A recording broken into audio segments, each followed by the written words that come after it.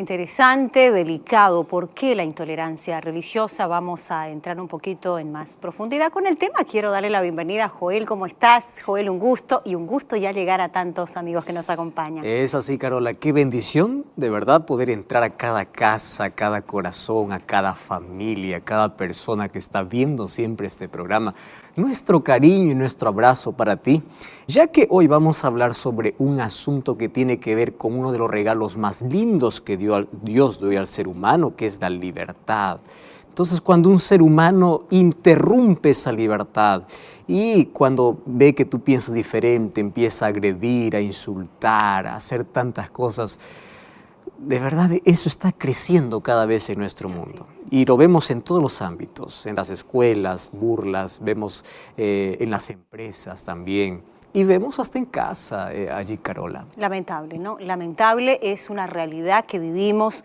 Algunos datos importantes ya para introducirnos, Joel, al tema que tú seguramente luego nos vas a ayudar a verlo tal vez desde otro ángulo. Casi el 70%, tú sabías, de los habitantes del planeta viven en países con severas restricciones estatales, hostilidades sociales en relación a la libertad religiosa, específicamente de lo que estamos hablando. Arabia Saudita, Pakistán, Irán encabezan la lista de naciones con la peor situación en relación a esta realidad de la que estamos hablando según las investigaciones. Ahora, repasando un poco la historia, Joel, dentro de este asunto, recordemos los mayores casos de intolerancia en el mundo, el genocidio armenio, ¿no es cierto? Uno de los peores, mirando la historia, fue la matanza, la deportación forzada de 1 millón de personas durante la Primera Guerra Mundial, ¿no? Terrible. El Holocausto. El famoso Holocausto, esa época oscura, esa época negra, el exterminio premeditado de 6 millones de judíos por los nazis. ¿Quién no ha acompañado, quién no ha leído, quién no ha de alguna manera vivido a través de la historia esa tremenda etapa, ¿no? La edad oscura. La historia manchada de sangre. Así es. Nuestros libros de historia está llena de sangre, de personas que fueron perseguidas y justamente el tema principal era la religión. Así es. Ahora, qué irónico, ¿verdad, Carola? Mientras que por un lado se ofrece paz, se ofrece amor, se ofrece tantas cosas, por otro lado empieza la persecución. Estamos hablando casi de la misma iglesia, de la misma religión, que por un lado proclama una cosa y sin embargo hace otra cosa. Exacto. Hoy lo vemos entre Israel y Palestina, un conflicto religioso que perdura hasta nuestros días y que también ha matado a miles y miles de personas. El conflicto en Darfur, otro caso también que podemos mencionarlo, un conflicto entre musulmanes y no musulmanes en Sudán y, bueno, se estima otro número terrible, Joel, más de 400.000 personas hasta el día de hoy han muerto solo en este conflicto que se está viviendo en Darfur. Así que a lo largo de la historia vemos realmente esta triste realidad contra algo que tú mismo lo has dicho, ¿no? Y que ahora lo vamos a entender tal vez desde otra mirada, ¿no? Y qué decir de los atentados que estos últimos años también se ha colocado, donde hay un trasfondo religioso. Exacto. Carola, gracias por traer allí esos datos, allí nos ayudan a visualizar las cosas como están. Y vamos a ver que en la Biblia ya encontramos ese tipo de problema. Desde que el pecado entró, manchó toda nuestra historia en sí. Y más hoy vamos a ver cómo la Biblia trata este tema, porque ese es un tema muy tratado en la palabra de Dios. Gracias allí por tener esos datos. Gracias una vez más por estar allí del otro lado. Qué bueno es estar juntos cada semana. Estamos listos ahora para abrir la palabra de Dios.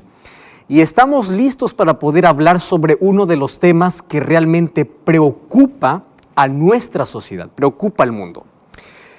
Recuerdo de aquella frase conocida, frase célebre de Martin Luther King. Él decía lo siguiente: los seres humanos hemos aprendido a volar como los pájaros, a nadar como los peces, pero aún no hemos aprendido a vivir como hermanos. Tremendo, ¿verdad? Es verdad. Tenemos adelanto, tenemos tecnología, tenemos avance científico, avance en la medicina, avance en las comunicaciones, avance en todo. Pero no hemos aprendido a amarnos, no hemos aprendido a tolerarnos, a respetarnos, porque cada vez, si hay un tema que realmente está preocupando y está creciendo en nuestro mundo, tiene que ver con la intolerancia religiosa. Y si nosotros vemos allí el mapa de persecución, hoy las grandes persecuciones, y siempre en la historia han sido, no siempre han tenido un trasfondo político. La mayor de ellas, o las mayores de ellas, siempre han tenido una causa religiosa. ¡Wow! Y eso es triste. Causa la religión.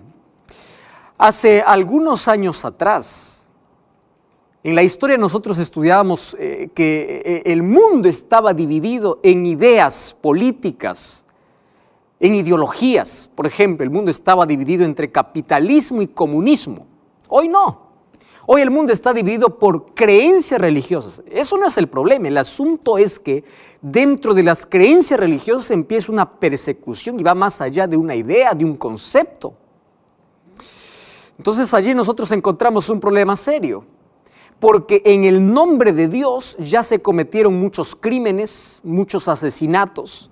En nombre de Dios ya hubo mucho adelanto científico, mucho adelanto tecnológico, muchas cosas buenas, pero en el nombre de Dios también hubo persecuciones. ¿Cómo poder comprender eso? Ahora, el problema no está en el nombre de Dios, porque el nombre de Dios tiene poder, ¿correcto? El nombre de Dios tiene poder para cambiar la vida, para transformar la vida. El asunto es, ¿qué hace el ser humano tomando el nombre de Dios? Como hoy, en nombre del amor, ¿qué cosas se cometen? Tantas cosas terribles. El amor es tan maravilloso, es un don del cielo. Y en nombre del amor, se supone que todas las cosas tienen que ser buenas, pero en nombre del amor se cometen tantas terribles cosas. Y lo mismo sucede con el nombre de Dios. Y hoy vamos a revisar que en la Biblia nosotros encontramos cómo hubieron personas ya, desde hace mucho tiempo atrás, que intentaron justificar aquellas equivocaciones o aquellas ideas que ellos tenían y usaban el nombre de Dios, usando un capricho mental o un capricho individual. Y ellos involucraban a Dios en sus acciones.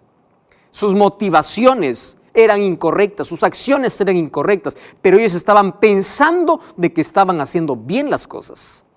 Y por eso vamos a abrir la palabra de Dios. Ahora, antes yo quiero decirte otra cosa interesante. ¿Ya te diste cuenta la paradoja que existe? Esto es inexplicable, de que todas las religiones tienen algo en común.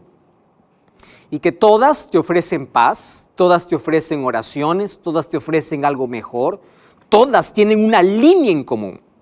Sin embargo, muchas de ellas, aquellas que proclaman paz, aquellas que ofrecen algo mejor, también son intolerantes con otras religiones. Mas la pregunta es, ¿qué cosa es intolerancia? Ya estudiamos aquí un concepto, por lo menos en la introducción ya dijimos que intolerancia es el rechazo completo a una persona que cree diferente que yo.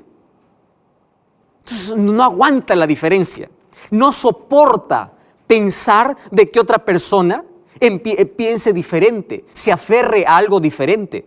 Entonces, ¿qué cosa hace? Toma una actitud equivocada.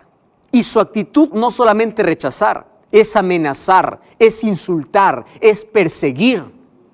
Tú ya viste, por ejemplo, padres de familia botando a sus hijos de casa. ¿Por qué? Porque nos llevaron la religión de la familia. Yo ya soy testigo de eso.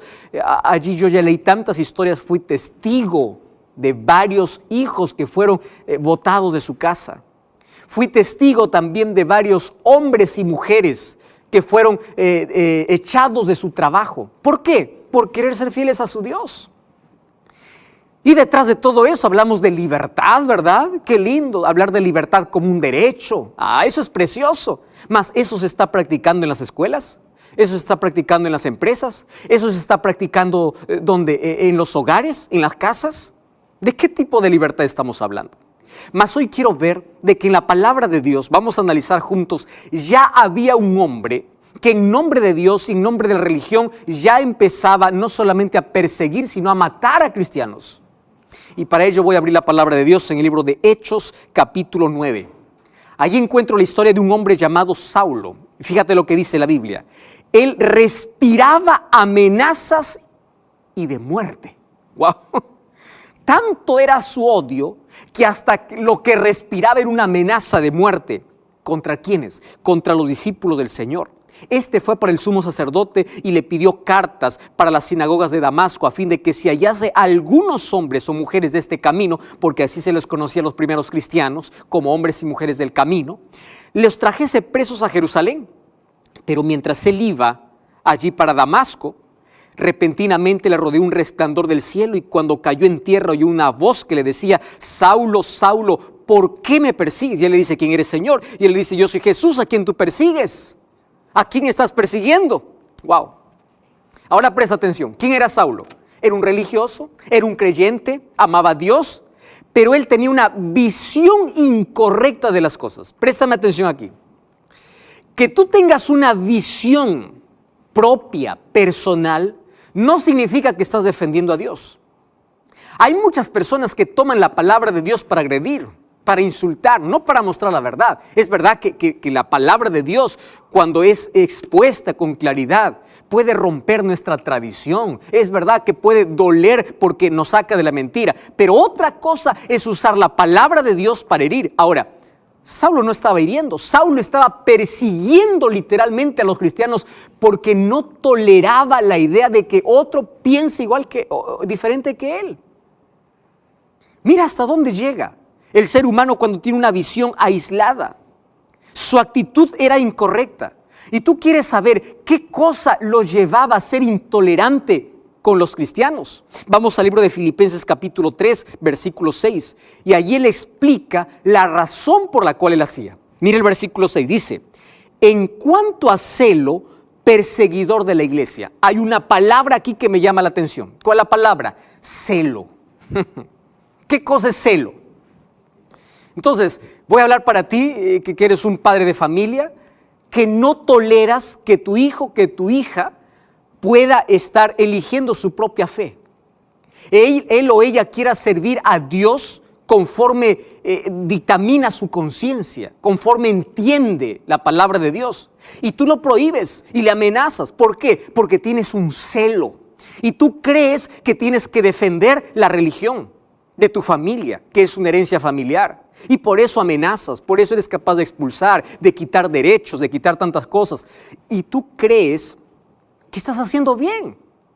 Porque Saulo pensaba que estaba haciendo bien. Y en nombre de Dios, él empezó a perseguir a los cristianos. ¿Hasta cuándo? Hasta que se encontró con Jesús. Y esto es lo maravilloso de la historia. Una persona es intolerante, es irrespetuosa, agrede a la otra persona, no ama a la otra persona porque aún no tuvo un encuentro con Jesús. Porque Jesús nos enseñó cuando Él estuvo en esta tierra a amar. Y cuando Él estuvo aquí, Él crió puentes para todas las personas. Y esos eran puentes de amor, ¿correcto? Jesús no levantó muros. Jesús creó puentes. Ahora, ¿cuál es el problema con algunos cristianos? En lugar de crear puentes, empiezan a crear muros. Gracias a Dios que allí Él apareció, Jesús mismo apareció para Saulo. Y le dice: lo que tú estás haciendo en tu visión es incorrecta porque tú piensas que me estás defendiendo. Tú piensas que estás aferrándote a tu religión y quieres que todo el mundo lleve tu religión, por eso persigues y no toleras a los demás, pero lo que no sabes es que me estás persiguiendo a mí mismo. Eso está diciendo Jesús para Saulo. ¿Quién sabe? Dios está hablando en este momento para un Saulo. Tú que estás odiando a alguien porque tiene una visión diferente que tú, porque comprende la Biblia de forma diferente, y en lugar de mostrar la verdad que tú encontraste en la palabra con amor, estás insultando, estás agrediendo, estás haciendo cosas equivocadas en el nombre de Dios. Entonces, cuando Saulo se encontró con Jesús, no solamente cambió su nombre, no solamente cambió su historia, no solamente fue transformado, cambiaron para siempre sus actitudes. Tanto así que cuando voy al libro de Filipenses, capítulo 1, versículo 8, dice así: yo doy gracias a Dios y Dios es testigo de cómo yo los amo en el Señor. Mientras que antes los odiaba, ahora los ama. ¿Qué cosa cambió en la visión de Pablo? ¿Qué cosa cambió? Esto es lo lindo. ¿Sabes qué cosa cambia cuando tenemos un encuentro con Jesús? Primero, empezamos a amar a todas las personas, incluyendo a las personas que piensan diferente. Y no entramos para discutir, no entramos para rechazar. Si tenemos una verdad para mostrar, lo enseñamos con amor. Y si la verdad los hiere, y si la verdad los puede sacar del error, y si la verdad los hace cambiar de idea, gloria a Dios por eso. Pero no estamos para odiar, no estamos para rechazar, no estamos para expulsar, no estamos para eso, estamos para amar. Jesús mismo dijo en Juan capítulo 13, versículo 35, en esto conocerán los demás que ustedes son mis discípulos, cuando ustedes se aman los unos a los otros. Ahora, ¿qué cosa comprendió Saulo?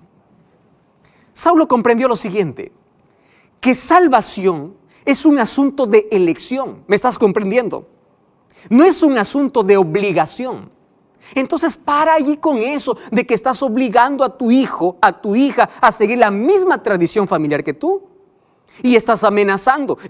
Probablemente esta frase te sea familiar. El día que tú cambies de religión, estarás traicionando a la familia. El día que tú cambies de iglesia, eres despedido de casa. ¿Y cuántos hijos despedidos? ¿Cuántos hombres y mujeres sin trabajo por ser fieles a Dios? Por ser fieles según la luz que recibieron, según la conciencia que tienen sobre Dios. Y cuánto abuso en una época donde se habla de tanta libertad. Y la misma Biblia dice que Dios dio como regalo al ser humano la libertad. Él no gusta de una persona que le sirve por obligación. Entonces probablemente tú estás obligando. Dios no gusta de eso, porque Dios dio libertad. Mira, si un día Lucifer se rebeló en el cielo, era porque tenía libertad para hacerlo. Si un día Adán y Eva cayeron y desobedecieron a Dios en el jardín del Edén, es porque tenían libertad para hacerlo. Y cuando vamos a la Biblia encontramos que la libertad es un regalo que Dios dio al ser humano.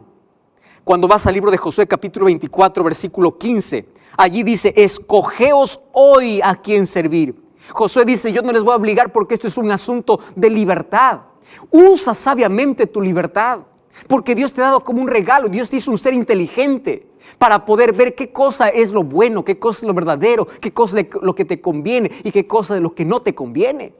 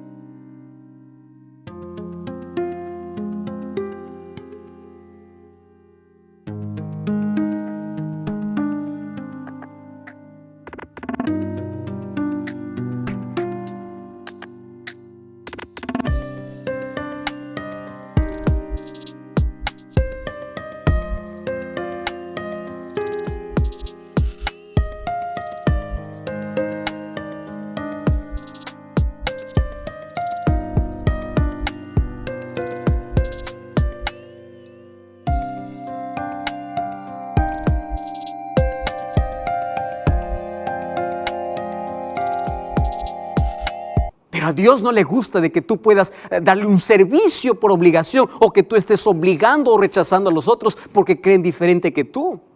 Cuando nosotros vamos a la palabra de Dios, encontramos en Lucas capítulo 4 versículo 16 que la esencia de la misión de Cristo era traer libertad.